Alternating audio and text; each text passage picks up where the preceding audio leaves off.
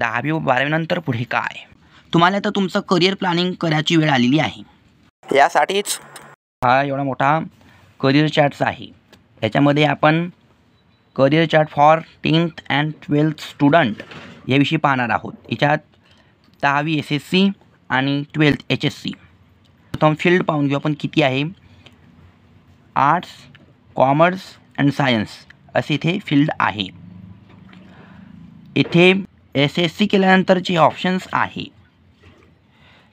HSC केल्यानंतरचे हे options आहे. हे ऑप्शन्स कॉमर्ससाठी ऑप्शन आर्ट्ससाठी आहेत आणि सायन्ससाठी आपल्याला माहिती आहे की इथे PCMB आणि PCB आहे. ह्यामुळे इथे 2 प्रकारचे ऑप्शन्स तुम्हाला निर्माण होतात. आता इथे सर्वप्रथम 10वी नंतरचे ऑप्शन करून तुम्ही ऑप्शन पाहू शकतात. 10वी नंतर तुम्हाला engineering diploma, ITI, bank insurance exams, government job, certified building supervisor, stream diploma, MSc. HSC नंतर करिअर ऑप्शन 3 फील्ड आहे. Science, arts, commerce. कॉमर्स फील्डची job banking, CA, BBA, MBA, BCom.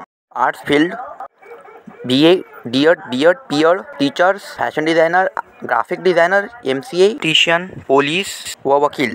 Science फील्ड डॉक्टर, इंजिनियर, वैज्ञानिक, वैमानिक, DLTचा course, computer science, AI engineers, MTech, BSc agri and medical आणि BSc. अतिशय महत्त्वाचा चार्ट्स आहे. विद्यार्थ्याला माहीत नसते आणि म्हणजे चुकीचा निर्णय घेतात.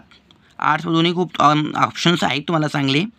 आता लक्षात घ्या, ही जी फील्ड आहे आता असं झालेलं आहे, नवीन शैक्षणिक धोरणानुसार तुम्ही कोणत्याही शाखेतला विषय निवडू शकतात. आता सर मिक्सचर होईल, ठीक आहे. वाई दिल्यानंतर तुम्हाला चांगलं समजेल. तुम्हाला काही अडचण असली तर जरूर कमेंट करा.